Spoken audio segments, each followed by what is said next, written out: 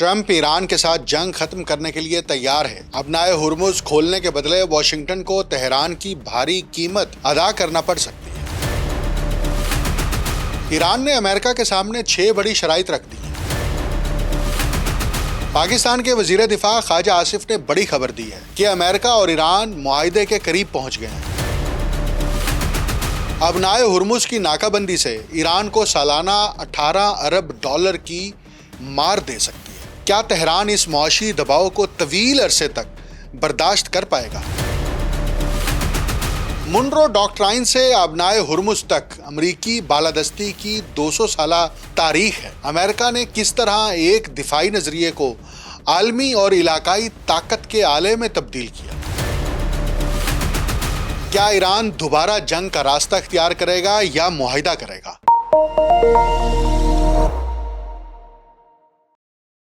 آپ دیکھ رہے ہیں untold story with doctor Akmal Soomro. Wall Street general نے رپورٹ کیا ہے کہ صدر ٹرمپ ایران کے ساتھ جنگ ختم کرنے پر آمادہ ہو گئے ہیں، بشرط یہ کہ تہران ابنائے ہرمز کو مکمل طور پر دوبارہ کھول دے۔ ٹرمپ ایران کے ساتھ جوہری معاہدہ کیے بغیر ہی اس کے خلاف فتح کا اعلان کرنے کے امکان پر بھی غور کر رہے ہیں، اور وال اسٹریٹ جرنل کی رپورٹ کے مطابق ٹرمپ نے اپنے اعلیٰ ترین جو معاونین ہیں یا مشیر ہیں ان کے سامنے پرائیویٹ طور پر اس امکان کا اظہار کیا تھا، اور کئی ہفتوں سے یہ تیاری کی جا رہی تھی کہ اگر ایران اسٹریٹجک امپورٹنس کی حامل اس آبی گزرگاہ یعنی ابنائے ہرمز سے آزادانہ آمد و رفت بحال کر دے تو فتح کا اعلان کیا جا سکے۔ تاہم ہفتے کے روز یہ راستہ مزید مشکل ہو گیا جب ایران نے دیگر شرائط کے علاوہ امریکہ سے اربوں ڈالر کی ادائیگی، خطے سے امریکی فوجیوں کے انخلاء اور امریکی بحری ناکہ بندی کے خاتمے کا مطالبہ کر دیا۔ وال اسٹریٹ جرنل کے مطابق یہ مطالبات ابنائے ہرمز سے آزادانہ بحری آمد و رفت کی اجازت دینے کے بدلے ایران کی جانب سے اب تک کی سب سے بڑی قیمت قرار دیے جا سکتے ہیں۔ امریکی حکام کے مطابق ٹرمپ نے نجی طور پر یہ پورا ایک منصوبہ پیش کیا تھا، اور یہ منصوبہ کیا تھا کہ ہم فتح کا اعلان کریں اور اس جنگ سے باہر نکل جائیں۔ لیکن وہ فتح کیا امریکی عوام قبول کرے گی؟ وہ فتح کیا دنیا کے مبصرین اور بین الاقوامی تعلقات کے تناظر میں یا سیاسیات کے تناظر میں قابل قبول ہوگی؟ کیونکہ امریکہ تو ایران کا کچھ نہیں بگاڑ سکا، خاص طور پر سیاسیات کے اعتبار سے ایران کا سسٹم تبدیل نہیں ہو سکا، جس کے لیے ایک انورٹڈ کاماز کے اندر ویسٹرن میڈیا اور خاص طور پر ٹرمپ اور اس کے حواری ایرانین رجیم کا استعارہ استعمال کرتے ہیں۔ اور جب بھی رجیم کا لفظ استعمال کیا جاتا ہے تو یہ اٹسیلف اس کے اندر اس کی ایک کونوٹیشن میننگ ہے کہ اس کا مطلب وہاں پر ایک لیجیٹیمیٹ گورنمنٹ نہیں ہے، اس لیے رجیم کا لفظ استعمال کیا جاتا ہے۔ بہرحال وال اسٹریٹ جرنل نے جو یہ رپورٹ کیا اس کے مطابق اگر امریکہ ایران کے جوہری پروگرام کو قابو رکھنے میں کامیاب رہتا ہے اور ابنائے ہرمز میں بحری آمد و رفت بحال ہو جاتی ہے تو ٹرمپ کے جنگ بندی کو غیر معینہ مدت تک توسیع دینے کا امکان زیادہ ہوگا۔ لیکن دوسری طرف ایرانی پاسداران انقلاب کے کمانڈر کا کہنا ہے کہ امریکہ کے رویے درست کرنے تک ابنائے ہرمز نہیں کھلے گی۔ وہ جس طرح ہم ایک لفظ استعمال کرتے ہیں نا، اس کی طبیعت درست ہوگی تو پھر آگے بڑھیں گے، اسی طرح ایران کہتا ہے کہ جب تک امریکہ کا رویہ درست نہیں ہوگا یا رویہ درست نہیں کریں گے اس وقت تک ابنائے ہرمز نہیں کھلے گی۔ پاسداران انقلاب کے کمانڈر محمد باقر ذوالقدر نے 6 شرائط پیش کی ہیں جن کے تحت ایران کے نقطہ نظر سے امریکہ اپنے رویے کی اصلاح کر سکتا ہے۔ ذوالقدر کے مطابق امریکہ کو ایران، لبنان، یمن، عراق اور فلسطین کے خلاف ہر قسم کی جارحیت ختم کرنا ہوگی، اپنی بحری ناکہ بندی ختم کر کے تمام بحری اور فضائی افواج اس خطے سے واپس بلانا ہوگی، ایران کے خلاف جنگوں سے ہونے والے نقصانات کا ازالہ کرنا ہوگا، اور اسی طرح یہ شرط بھی ہے کہ ایران پر عائد تمام پابندیاں ختم کرنا ہوں گی اور ایران کے جو فریز کیے گئے ایسٹس ہیں ان کو بحال کرنا ہوگا۔ یہ 6 شرائط رکھی، اور جب یہ شرائط امریکہ تسلیم کرے گا تو مذاکرات دوبارہ سے شروع ہوں گے۔ لیکن اسی بیچ پاکستان کے وزیر دفاع نے آج بلومبرگ کو انٹرویو دیا ہے اور اپنے انٹرویو یا گفتگو کے دوران یہ خبر بریک کی ہے کہ امریکہ اور ایران کسی معاہدے کے قریب پہنچ گئے ہیں، اور خواجہ آصف نے کہا ہے کہ حالات ایک بار پھر کسی امن معاہدے یا سمجھوتے کے حق میں بنتے دکھائی دے رہے ہیں۔ گزشتہ 2-3 دن کے دوران ملنے والے اشارے اس بات کی نشاندہی کرتے ہیں کہ ہم کسی نہ کسی نوعیت کے معاہدے کے قریب پہنچ چکے ہیں۔ اسی طرح بلومبرگ کے مطابق خواجہ آصف نے مزید کہا کہ ان کے خیال میں ایک طویل مدتی امن معاہدہ مشرق وسطیٰ کے لیے فائدہ مند ثابت ہوگا۔ اب پاکستان کے وزیر داخلہ محسن نقوی تہران پہنچے ہیں،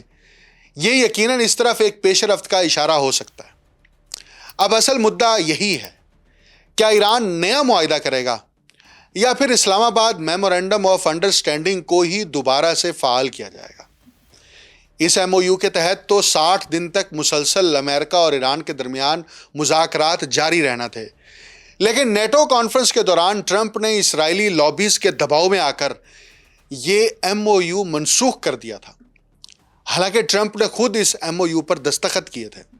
اور جیسے ہی اس منسوخی کا اعلان کیا گیا تھا تو ایران نے یہ واضح کر دیا تھا کہ ٹرمپ خود اپنے کیے گئے معاہدے کی نہ صرف خلاف ورزی کر رہے ہیں بلکہ اپنے ہی دستخط سے انحراف کر چکے ہیں۔ تو یہ تو ایران پہلے دن سے کہہ رہا ہے، بلکہ 2015 میں جب پہلا معاہدہ ہوا تھا اور اس معاہدے کو ٹرمپ نے اپنی پہلی دورے صدارت کے دوران توڑا تھا یا ختم کیا تھا، اس کے بعد دوبارہ مذاکرات ہو رہے تھے اور ایک نیا معاہدہ ہونے والا تھا، لیکن امریکہ کی یہ تاریخ ہے کہ وہ معاہدات کو توڑتا ہے، اور اس پر میں نے ایک الگ سے پروگرام بھی کیا تھا جس میں بتائی تھی پوری تاریخ کہ کیسے کیسے امریکہ معاہدات توڑتا رہا ہے۔ اور اب جب خواجہ آصف یہ بیان دے رہے ہیں کہ دوبارہ سے معاہدہ ہو سکتا ہے، اور محسن نقوی کا وہاں پہنچنا، پاکستان کے وزیر خارجہ اسحاق ڈار کا ایرانی حکام کے ساتھ بات چیت کرنا، یہ لگ رہا ہے کہ دوبارہ سے مذاکرات جو ہے وہ ریزیوم ہوں گے۔ لیکن کیا وہ مذاکرات پاکستان میں ہوں گے یا یورپ کے کسی ملک میں ہوں گے، یہ آنے والے دنوں میں واضح ہو جائے گا۔ لیکن ایک بات طے ہے، ایران نے دوبارہ سے بیان دیا ہے سرکاری سطح پر کہ ہم نے یہ واضح کر دیا ہے کہ ایران کے پاس ڈیٹرنس پاور بھی ہے، اور ایرانی قوم اس حد تک متحد ہے کہ وہ کسی بیرونی حملہ آور کے سامنے سیسا پلائی دیوار بن سکتی ہے، اور یہ ثابت کر چکے ہیں،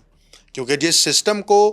امریکہ لپیٹنا چاہ رہا تھا وہ اس میں بری طرح شکست کھا چکا ہے۔ اس لیے پروفیسر رابرٹ پیپ ہوں، جان شائمر ہوں، یا دیگر امریکی دانشور اور رائٹرز اور حتیٰ کہ پولیٹیشنز ہوں،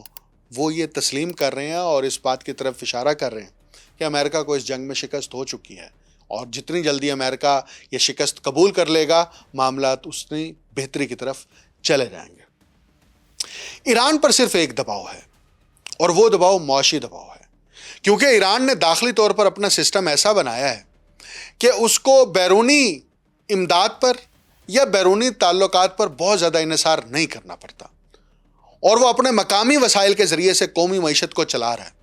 لیکن بین الاقوامی سیاست میں اور نیشن سٹیٹ کے اس دور کے اندر آپ ایک لمبے عرصے تک اس ماڈل کے تحت ملک کو چلا نہیں سکتے،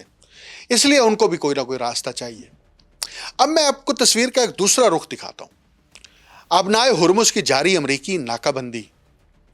ایرانی معیشت کو سالانہ تقریباً 18 ارب ڈالر کا نقصان پہنچانے والی ہے۔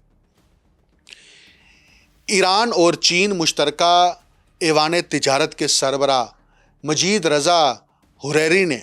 ایک ایرانی میڈیا ویب سائٹ ہے خبر آن لائن، اس کو انٹرویو دیا ہے اور اس میں خبردار کیا ہے۔ ویب سائٹ سے گفتگو کرتے ہوئے انہوں نے کہا ہے کہ ہمیں اس ناکہ بندی کا اسی طرح عادی نہیں ہونا چاہیے جیسے ہم پابندیوں کے عادی ہو گئے۔ ہمیں ناکہ بندی ختم کرنے کی قیمت امریکہ سے وصول کرنی چاہیے، خواہ اس کے لیے جنگ ہی کیوں نہ کرنا پڑے۔ اور حریری نے مشورہ دیا ہے کہ ایران کو ہر ممکن طریقے سے ناکہ بندی ختم کرنی چاہیے، خواہ اس کے لیے مذاکرات، دھمکیوں یا دوبارہ جنگ شروع کرنے کا راستہ ہی کیوں نہ اختیار کرنا پڑے۔ ان کے یہ بیانات ایک ایسے وقت میں سامنے آئے ہیں جب اطلاعات کے مطابق ایرانی صدر مسعود پزشکیان نے بحری ناکہ بندی کو نظر انداز کرنے کی حکمت عملی اختیار کرنے کی حمایت شروع کر دی ہے۔ ایران نے زمینی تجارت خصوصاً ٹرکوں کے ذریعے سامان کی نقل و حرکت اور نقل و حمل بڑھانے کے لیے بڑے پیمانے پر بنیادی ڈھانچے میں سرمایہ کاری کی ہے۔ ایرانی وزیر داخلہ سکندر مومنی کے گزشتہ مہینے دیے گئے بیانات کے مطابق اس سرمایہ کاری کے نتیجے میں دونوں ملکوں کے درمیان موجودہ دو طرفہ تجارت کا حجم 3 ارب ڈالر سے بڑھ کر کم از کم 10 ارب ڈالر تک پہنچ گیا ہے، یعنی چائنا اور ایران کے درمیان۔ تاہم حریری کے مطابق اس سرمایہ کاری کے باوجود اگر ایران صرف زمینی تجارت پر انحصار کرے تو اس کی درآمدات اور برآمدات کی مجموعی صلاحیت صرف 20% تک محدود ہو جائے گی۔ اور وہ کہتے ہیں کہ ایران کے اپنے بہت سے ہمسایہ ممالک کے ساتھ تجارت کے لیے بھی مناسب تعلقات موجود نہیں ہیں۔ اگرچہ حریری نے اس حوالے سے تفصیل بیان نہیں کی، تاہم ان کے بیانات غالباً اس حقیقت کی طرف اشارہ کرتے ہیں کہ ایران نے خلیجی ممالک میں موجود امریکی فوجی انسٹالیشن کے علاوہ ان ممالک کے اہم اور حساس بنیادی ڈھانچے کو بھی نشانہ بنایا ہے۔ اور حریری کے حساب کے مطابق چین سے ایران بھیجے جانے والے ایک کنٹینر کو سمندری راستے کے مقابلے میں زمینی راستے سے منتقل کرنے پر 4 گنا زیادہ لاگت آئے گی، جو اوسطاً تقریباً $12,000 تک پہنچ سکتی ہے۔ اور ان کے مطابق ایران ہر سال تقریباً 20 لاکھ کنٹینرز امپورٹ کرتا ہے، اور اگر ہر کنٹینر پر اوسطاً $9,000 اضافی لاگت آئے تو ایرانیوں پر مجموعی طور پر تقریباً $18 ارب کا اضافی بوجھ پڑے گا۔ اور حریری کہتے ہیں کہ آج سب سے خطرناک بات یہ ہوگی کہ ہم یہ سمجھنے لگیں کہ بحری ناکہ بندی کو نظر انداز کیا جا سکتا ہے اور اس کے باوجود ملک کے معاملات چلائے جا سکتے ہیں۔ پابندیوں کے معاملے میں بھی ہم نے کچھ ایسا ہی کیا تھا، اور وہ کہتے ہیں کہ پابندیاں ختم کرانے یا انہیں غیر مؤثر بنانے کے طریقہ کار تلاش کرنے کے بجائے ہم نے ان سے بچنے کے راستے اختیار کیے، اور یہ تھوڑی سی تنقید بھی کر رہے ہیں، جس کا نتیجہ ایران کی کمزور معیشت اور بڑے پیمانے پر جو ہے معاشی دباؤ کی صورت میں نکلا۔ زمینی راستے سے نقل و حمل کی بلند لاگت کا مطلب یہ بھی ہوگا کہ تیل کے علاوہ دیگر برآمدات یعنی ایکسپورٹس، جن کی مالیت سالانہ تقریباً $50 ارب ہے، معاشی طور پر قابل عمل نہیں رہیں گی۔ اور وہ کہتے ہیں کہ بحری ناکہ بندی ملک کے لیے بنیادی نوعیت کے چیلنجز پیدا کرے گی، اور اگر یہ سلسلہ جاری رہا تو ملکی معیشت عملاً رک جائے گی۔ ایران کی مجموعی بیرونی تجارت سالانہ $100 ارب ہے، اور اگر اس پر مزید $20 ارب کی لاگت عائد ہو جائے تو پورا تجارتی عمل مفلوج ہو سکتا ہے۔ شاید قلیل مدت میں چند ہفتوں یا زیادہ سے زیادہ چند مہینے تک فوری ضروریات پوری کرنے کے لیے ریل اور سڑکوں کا استعمال کیا جا سکتا ہے، لیکن یہ صرف مختصر مدتی ہنگامی صورتحال میں ایک ناگزیر عارضی اقدام کے طور پر ممکن ہوگا۔ یہ محض زندہ رہنے کی کوشش ہوگی، لیکن اس طریقہ کار کے ساتھ معیشت کو معمول کے مطابق چلانے کی صلاحیت ختم ہو جائے گی۔ اور وہ مزید کہتے ہیں کہ پابندیوں نے پہلے ہی تجارت کی لاگت میں ڈرامائی اضافہ کر دیا ہے، قومی آمدن کم ہو گئی ہے اور معیشت کو ایک تھکا ہارا اور کمزور ڈھانچہ بنایا جا رہا ہے، جبکہ پابندیوں سے بچنے کی کوششوں نے بدعنوانی کو بھی کسی حد تک جنم دیا ہے۔ اور حریری کے مطابق بحری ناکہ بندی کی صورت میں اگر ہم یہ خود کو یقین دلانے لگیں کہ اسے بھی نظر انداز کیا جا سکتا ہے تو یہ مسائل کئی گنا بڑے پیمانے پر سامنے آئیں گے، اور اسی طرح ہمیں اپنی معیشت یا دشمن کسی کو بھی بحری ناکہ بندی کا عادی نہیں بننے دینا چاہیے۔ حریری نے یہ بھی کہا ہے کہ خواہ معاملہ منت سماجت تک پہنچ جائے یا دوبارہ جنگ ہی کیوں نہ شروع کرنی پڑے، یہ بحری ناکہ بندی ختم ہونی چاہیے، کیونکہ جنگ کے نتائج سے پیدا ہونے والے نقصانات بھی ان معاشی مسائل اور اشیاء ضروریہ کی قلت کے مقابلے میں کم ہوں گے جو ناکہ بندی جاری رہنے کی صورت میں پیدا ہوں گے۔ اور انہوں نے مزید مشورہ دیا ہے کہ امریکہ میں یہ تصور بھی ختم کرنا ضروری ہے کہ وہ جب چاہے اس طرح کی کارروائی کر سکتا ہے۔ امریکہ کو یہ سمجھانا ہوگا کہ ایسے اقدام کے نتائج انتہائی سنگین ہو سکتے ہیں۔ اب مدعا یہ ہے کہ یہ جو حریری نے پورا نقشہ کھینچا ہے یہ یقیناً معاشی اعتبار سے ایک تصویر ہے، اور ٹرمپ کا بھی یہی منصوبہ ہے کہ ایران کے اوپر معاشی دباؤ بڑھایا جائے۔ جتنا معاشی دباؤ ایران کے اوپر بڑھایا جائے گا اتنی نیگوشیٹنگ پاور جو ہے وہ امریکہ کی مضبوط ہوگی، لیکن ایران تو باز نہیں آ رہا، وہ تو کسی بھی قسم کے معاشی دباؤ کو قبول کرنے کے لیے تیار نہیں ہے۔ اور وہ یہ سمجھتا ہے ایران کہ معاشی دباؤ قبول کر کے گھٹنے ٹیکنا یا نیگوشیٹنگ ٹیبل پر آنا یہ سرنڈر کرنے کے مترادف ہے، اور یہ اپنی سوورینٹی کو سرنڈر کرنے کے مترادف ہے۔ اس لیے ایران کبھی بھی یہ سرنڈر نہیں کرے گا، اور یہی وجہ ہے کہ ابھی کل مسعود پزشکیان کی اور ایران کے سپریم لیڈر مجتبی علی خامنائی کے درمیان ایک طویل ملاقات ہوئی ہے، اور یہ کم از کم 7 گھنٹے کی ملاقات تھی، اور اس ملاقات کے فوری بعد پاسداران انقلاب کے اندر اور بسیج فوج کے اندر نئے کمانڈرز کی تقرریاں کی گئی ہیں۔ یعنی یہ واضح ہو رہا ہے کہ اس ملاقات کے بعد مسعود پزشکیان نے کوئی ایسا بیان جاری نہیں کیا سرکاری سطح پر کہ جس کا تعلق اس بات کے ساتھ ہو کہ امریکہ کی ہیجمنی کو قبول کیا جائے گا، بلکہ وہ نئی ریزسٹنس پیدا کرنے کے منصوبے پر عمل پیرا ہوتے نظر آ رہے ہیں۔ اور یہ جو ناکہ بندی سے متعلق حریری نے جو اپنا مشورہ پیش کیا کہ اس کو مستقل طور پر ایک حکمت عملی میں تبدیل نہیں ہونا چاہیے کیونکہ اس سے ایرانی معیشت کو نقصان ہوگا، یہ بات بہت حد تک درست ہے، لیکن ایران اس وقت جس جنگ کے اندر مبتلا ہے، اس جنگ کے اندر اس کی سب سے بڑی جو ہتھیار ہے وہ یہی ناکہ بندی اور ابنائے ہرمز یا اسٹریٹ آف ہرمز ہے، اور جس کے لیے اب وہ عمان کے ساتھ ایگریمنٹ کرنے جا رہا ہے، اور یہ معاہدہ جیسے ہی ہوگا تو ایک نئی شکل اس آبنائے ہرمز کی دنیا کے سامنے آئے گی۔ لیکن ایک بات واضح ہے کہ یہ صرف ایران کا مسئلہ نہیں ہے، یہ ان ملٹی نیشنل کمپنیوں کے کاروبار کا بھی مسئلہ ہے جو امریکہ کے اندر سے آپریٹ کرتی ہیں، ان آئل کمپنیوں کا بھی مسئلہ ہے جو دنیا کے اندر سے مشرق وسطیٰ سے تیل خرید کر اس کو فروخت کرتی ہیں، تو ظاہری بات ہے ان کے کاروبار متاثر ہوں گے۔ تو امریکہ کیونکہ گلوبل کیپٹلزم کا مرکز ہے تو وہ کبھی بھی ملٹی نیشنل کمپنیوں کا دباؤ قبول کر ہی نہیں سکتا۔ یہ اسرائیلی لابیز تو صرف ایک پہلو ہے، دوسرے پہلو کو بھی ذہن میں رکھنا چاہیے، اور یہی وجہ ہے کہ ٹرمپ کے متعلق یہ کہا جا رہا ہے کہ وہ اس جنگ کے اندر ٹریپ ہوئے ہیں، پھنس چکے ہیں، اور بہت بری طرح پھنس چکے ہیں۔ اب امریکہ کا جو اپنا پورا نقشہ ہے کم و بیش گزشتہ 200 سال کا، اس کو سمجھنا بہت ضروری ہے۔ میں تھوڑی سی تاریخ بتاتا ہوں آپ کو۔ یہ 1823 کا سال ہے، بر اعظم امریکہ کا نقشہ از سر نو تشکیل دیا جا رہا ہے۔ اسپین نے کئی صدیوں میں نئی دنیا میں ایک وسیع سلطنت قائم کی تھی جو پیٹاگونیا سے لے کر کیلیفورنیا تک پھیلی ہوئی تھی۔ اب اس کی گرفت تیزی سے کمزور پڑ رہی تھی۔ اسپین کی کالونیز ایک ایک کر کے آزادی کا اعلان کر رہی تھیں، ادھر یورپ میں موجود پرانی سلطنتیں اس صورتحال کو خوش دلی سے قبول نہیں کر رہی تھیں۔ وہ اپنے آپ سے سوال کر رہی تھی کہ ہمیں اسے دوبارہ اپنے قبضے میں لینے سے کون روک سکتا ہے؟ امریکہ کو انقلاب کے نتیجے میں وجود میں آئے ابھی محض چند دہائیاں ہی گزری تھیں، پھر 1812 کی جنگ میں امریکہ نے ایک بار پھر برطانیہ سے جنگ لڑی۔ امریکہ کو تشویش تھی کہ نئی دنیا میں بیرونی سلطنتیں مداخلت کر سکتی ہیں۔ اب امریکہ نے ایک نئے نظام کے قیام کا موقع محسوس کیا۔ برطانیہ ابھرتی ہوئی امریکی قوم کے ساتھ اپنی تجارت کے تحفظ پر توجہ مرکوز کیے ہوا تھا، اس لیے اس نے امریکہ کے ساتھ ایک مشترکہ اعلامیے کی تجویز پیش کی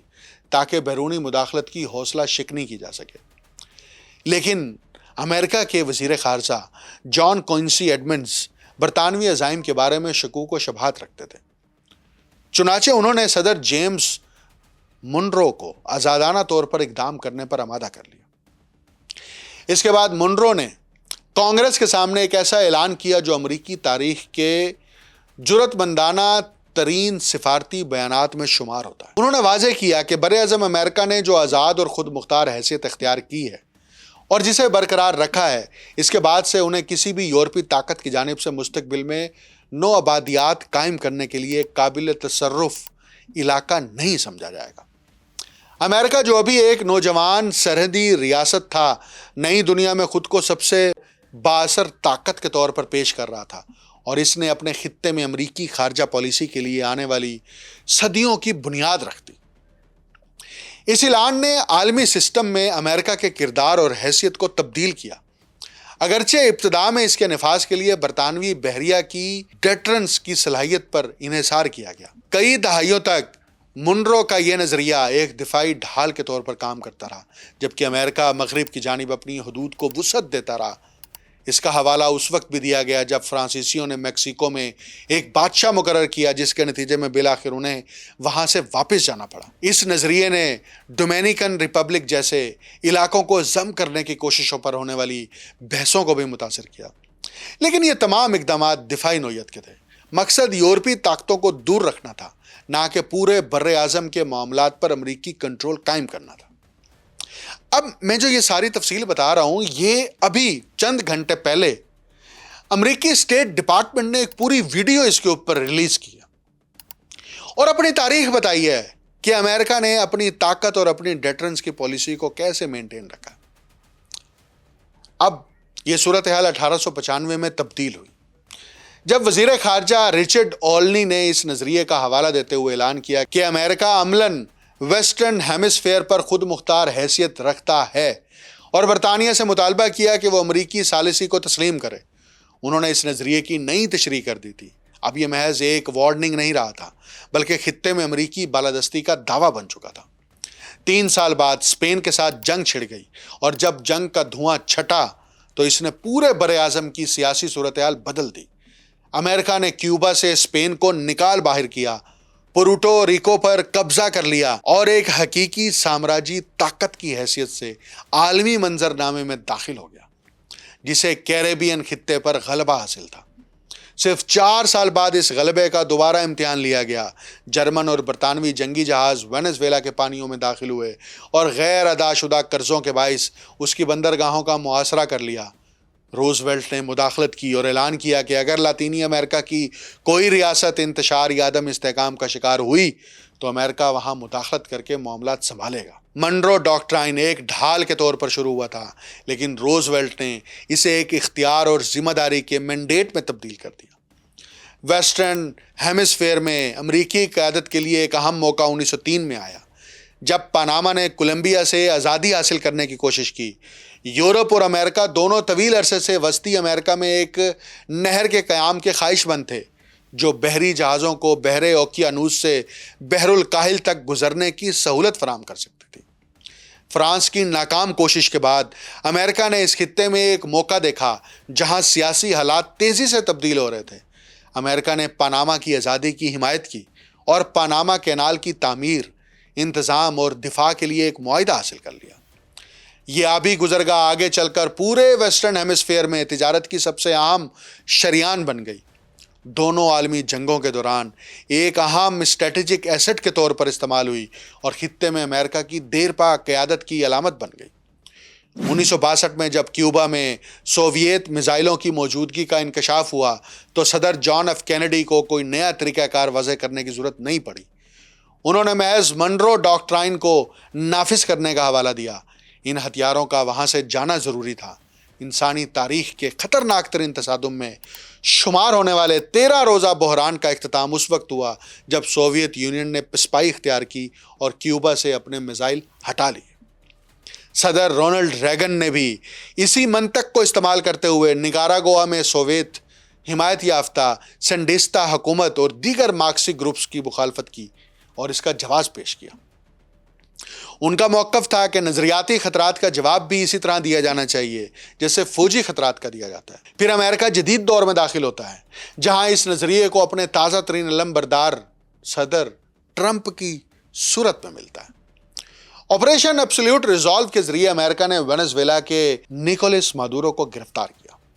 اور انہیں منشیات سے متعلق دہشت گردی کے الزام کا سامنا کرنے کے لیے امریکی سرزمین نیو یارک منتقل کر دیا۔ اس سوچے سمجھے اقدام نے پورے ویسٹرن ہیمسفیئر میں ایک واضح اور سخت پیغام پہنچایا جسے صدر ٹرمپ کے اپنے اعلان نے مزید نمایاں کر دیا۔ 2 صدیوں سے زائد عرصے کے دوران منرو کا اعلان مختلف امریکی حکومتوں اور بنیادی طور پر مختلف جغرافیائی سیاسی ادوار میں امریکی خارجہ پالیسی کی تشکیل کرتا رہا ہے۔ جو نظریہ ابتدا میں یورپی طاقتوں کے لیے ایک وارننگ کے طور پر سامنے آیا تھا، وہ رفتہ رفتہ علاقائی بالادستی کے ایک ایسے فریم ورک میں تبدیل ہو گیا جو آج بھی ویسٹرن ہیمسفیئر میں امریکی حکمت عملی کا بنیادی ستون ہے۔ اور وینزویلا کی اس مہم کے بعد ایران جنگ شروع کر کے امریکہ نے دنیا کو دوبارہ سے یہ پیغام دینے کی کوشش کی کہ آج بھی عالمی طاقت اور عسکری قوت امریکہ کے پاس ہے، لیکن یہاں اس کو پسپائی کا سامنا کرنا پڑا، اور وہ پسپائی گزشتہ 6 مہینے سے جاری ہے۔ شدید ترین بمباری کے باوجود، تمام تر ملٹری بحری بیڑوں کے استعمال کے باوجود، امریکہ ایران کو سرنڈر کرنے پر مجبور نہیں کر سکا، اور مذاکرات کی ٹیبل پر ایران اس کو لایا اور اس ٹیبل سے امریکہ بھاگ گیا، اور ٹرمپ کا اس اسلام آباد میمورینڈم آف انڈرسٹینڈنگ کی منسوخی کا اعلان یہ شکست کا اعلان تھا،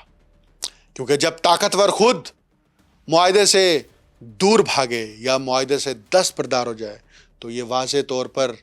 عیاں ہوتا ہے کہ وہ طاقتور اپنی طاقت کی کمزوری کو پہچان چکا ہے۔ اب کھیل ویسے بھی تبدیل ہو چکا ہے، مشرق وسطیٰ کے اندر اب نئے کھلاڑی پیدا ہو رہے ہیں، اور چائنا نے جو اس پورے جنگ کے دوران جو سیکھا ہے نا، وہ یہ ہے کہ امریکہ کو شکست کیسے دی جا سکتی ہے، اور امریکہ اب مزید کوئی لمبے عرصے تک اپنی اس عسکری مائٹ کی بنیاد کے اوپر دنیا کو اپنی چھڑی سے نہیں ہانک سکتا، اور اس بات کا ادراک امریکہ کو بھی ہو چکا ہے، اور ان ملٹی نیشنل امریکی کمپنیوں کو بھی ہو چکا ہے جو گزشتہ 70-80 برس سے پوری دنیا کا استحصال کر رہی تھی، کیونکہ اس کے مقابلے پر اب چائنا کی کمپنیاں کھڑی ہو گئی ہیں، اور چائنا کی کمپنیاں یہ ثابت کر چکی ہیں کہ وہ امریکی کمپنیوں کا مقابلہ بھی کر سکتی ہیں، اور مستقبل میں امریکی کمپنیوں کو ریپلیس بھی کر سکتی ہیں۔ ایران جنگ نے امریکی طاقت کو صرف نہیں لایا، بلکہ سامراج کے لیے ایک ایسا سبق چھوڑا ہے کہ جس کا پیغام یہی ہے کہ اگر کوئی قوم اپنی خود مختاری کے لیے ڈٹ کر کھڑی ہو جائے تو اس کو کوئی شکست نہیں دے سکتا۔ مجھے ڈاکٹر اکمل سومرو کو اجازت دیجیے، اللہ حافظ۔